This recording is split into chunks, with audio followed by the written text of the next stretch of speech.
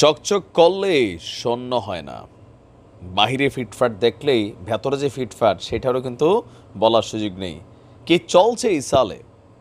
Netanyahu যে প্রধানমন্ত্রী হিসাবে এই মুহূর্তে কতটুকু নন্দিত বা নিন্দিত?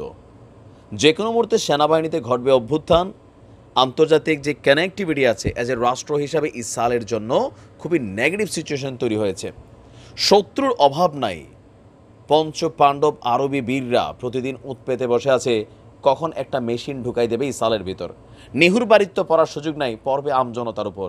আর এই টেনশানে সেনাবাহিনীতে বিদ্রোহের সংখ্যা, মায়েদের বিদ্রোহ, রাস্তায় প্রোটেস্ট। এই নিহুর দেশের পুলিশ যখন নিহুর জনগণকে পিটায় মারে তখন বুঝতে হবে যে ভেতরের অবস্থাটা কি। দর্শক, ভেতরের কিছু পোল খুলে দিয়েছেন ইসরায়েলের সাবেক প্রধানমন্ত্রী ইহুদ ওলমার্ট। বুঝতে হবে যে এখানে আপনি এই মানুষগুলোর হালকা নেওয়ার সুযোগ নাই। ভেতরের পোলটা কি? গাজায় যে সামরিক অভিযান চালানো হচ্ছে তাতে কখনোই বিজয় অর্জন করতে পারবে না আপনার ইসরায়েল। দেখেন, সংখ্যায় অল্প আমরা, কারা? গাজার বীররা। কিন্তু কোন জিনিসটা মজবুত শক্ত? যে বাঁচলে গাজী, মরলে শহীদ। এই সেন্সটা যদি কোনো মানুষের মধ্যে ঢুকা যায় ভাই, দুনিয়ার কোনো মেশিন তার ভিতরে ভয় লাগাইতে পারে না। এমন 100টা, হ্যাঁ, আমরা শুনি না যে আল্লাহ রাসূলের জীবনের বেশ কিছু যুদ্ধ, যে অল্প কিছু 313 বা সামহাও আরও অল্প অল্প সাহাবীদেরকে নিয়ে বিশাল বিশাল সেনাবাহিনীর বিরুদ্ধে বা রাজাদের বিরুদ্ধে তিনি জয়লাভ করতেন। কোথায় ছিল ইমানি যে একটা শক্তি আছে? এইটা আমাদের বীররা লড়াই করছে জীবন রক্ষার জন্য, দেশের জন্য, তাদের ভবিষ্যতের জন্য। আর ইসরায়েলের সেনাবাহিনীর লড়াই করতেছে কি এর জন্য? বেতনের জন্য। আমার কাছেও মনে হয় আমাদের দেশও সেনাবাহিনীতে আজকে যদি ধরুন যুদ্ধ লাগে কোনো দেশে, দেখবেন অর্ধেক সেনাবাহিনীর সদস্যরা যুদ্ধে যাবে না। আমার সামহাও কেন জানি মনে হয় দেশপ্রেমটা কোথাও না কোথাও সেনাবাহিনীর মধ্যে সারা পৃথিবীতেই কমে গেছে। আর নিহুর দেশের মধ্যে এইটা এই মুহূর্তে শতভাগই নাই।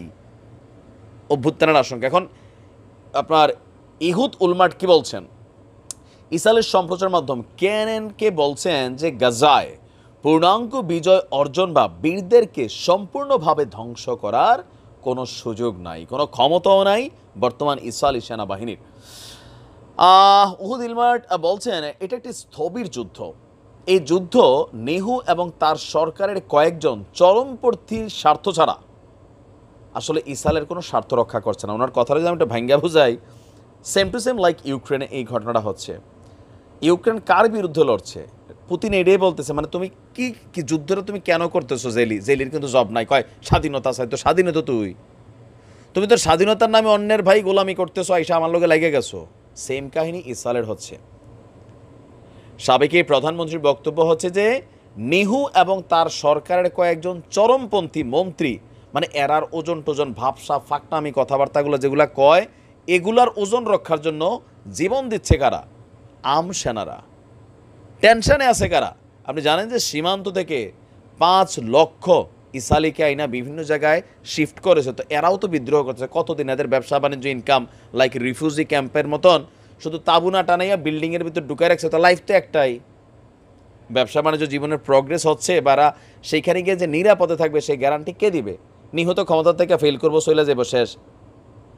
আমেরিকা যে বয়ে থাকবো, তো রাষ্ট্রের কি হবে? বীররা কি ছাড়বে না। এই জিনিসটা আসলে তিনি বুঝাইতে চাচ্ছেন। ঘনবসতিপূর্ণ রাফা শহরে ইসরায়েলের চলমান আগ্রাসন বন্ধ করতেই হবে বলেও তিনি মন্তব্য করছেন।